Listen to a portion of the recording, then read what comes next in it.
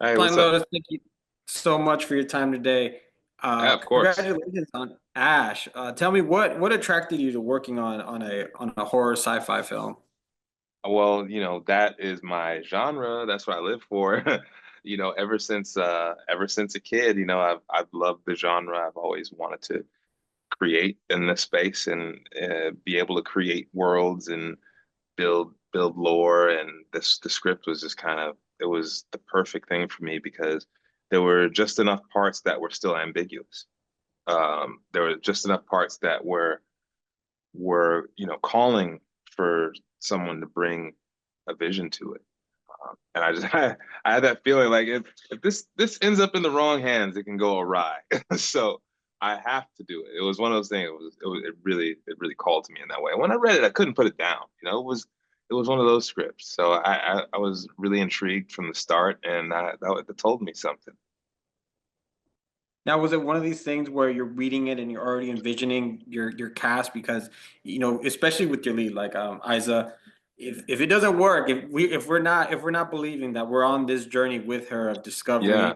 of this world as well as her mind, it doesn't really work too well. No, you're right. You're absolutely right. And when it comes to the casting and stuff, I think the thing that I'm always looking for is I want to be around people who are enthusiastic to work.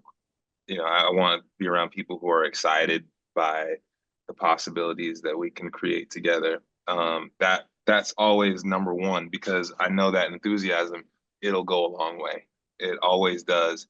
And I felt that from Asa and Aaron from the beginning. So it made it really easy, and they were always very collaborative and always trying to just elevate everything at every chance we got. One of the things that my wife was on another chair. She was doing something else, but she can hear the sound, and she goes, "I'm not exactly sure what's happening, but I have an idea thanks to the music in the film."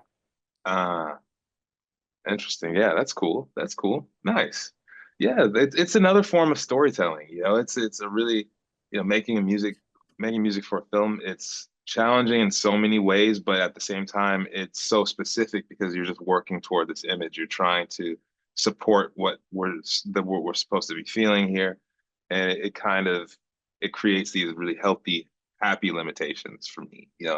I like having uh, a little structure sometimes, just because shooting in the dark, I can make music forever. I do that all day. So it's nice to just have a clear goal as to what needs to be achieved.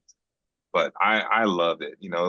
It's also one of those things where I could do alone in a cave and no one will bother me.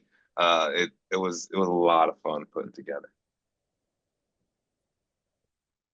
Eyes and Aaron both commented that they had a great time working with you on set, specifically because you played music on set. What's your theory behind that? Well, I come from the DJ world. Yeah, I'm really all about the energetic possibilities of music. I know that it's very transformative, and I've made a bunch of music videos, and there's playback on the set all the time, and I know I see people dancing to playback, and it's infectious for the crew and the cast, and I think it the right things, picking up on the energy and playing the right stuff, you can create a really awesome atmosphere. Everyone is a stranger, but then they hear a song, they all know, oh, you like this tune? Oh man, this takes me all the way back, and all that stuff. It's this unspoken thing that it's just an amazing thing. Music pulls us together so hard, and it at times I was able to use it to kind of get the actors in the right headspace as to what the scene was going to feel like, or this I wrote this music for this scene, and then this like, oh, okay, so I'm here. It's like, it was super super interesting, and I'm surprised more filmmakers don't use that. I think they should. I think it makes quite the vibes. One thing I did want to ask you before I let you go is about your production design because it's important for us to believe we're on another planet. It's important to believe we're on a ship, and then you have Yeah. some great space suits. Tell me a little bit about your process with that. Yeah, I love practical effects. I wanted to do as much as I could with practical. That was a thing that I kind of stressed to the producers early on. I was like, let's really go for this and push it. And it was just really nice to be able to build. We built the facility. We built a little bit of the planet surface too. So, you know, as soon as you got on set, you were there. You were in it. And I think it was you know, we all felt that energetically, you know, and we felt the isolation, you know, it just felt like this was our little planet, and we were there all day, all night, for 28 days of filming. And you know, it was challenging. It was awesome.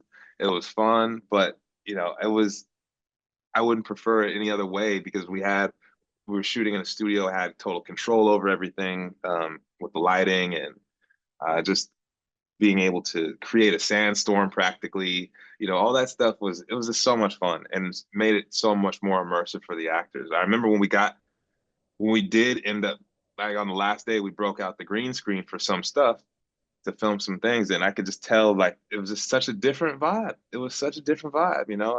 Aaron did not like the green screen. He was just like it was a totally different vibe for him, and I get it. I absolutely get it. Well, you know, being that this is an independent film, I'm so glad that you got to do a lot of the things practically. So thank you. I am too. I am too. Yeah, I am too. Yeah, thank you. Thanks for your time. I appreciate getting to spend a few minutes with you. Congratulations on Ash.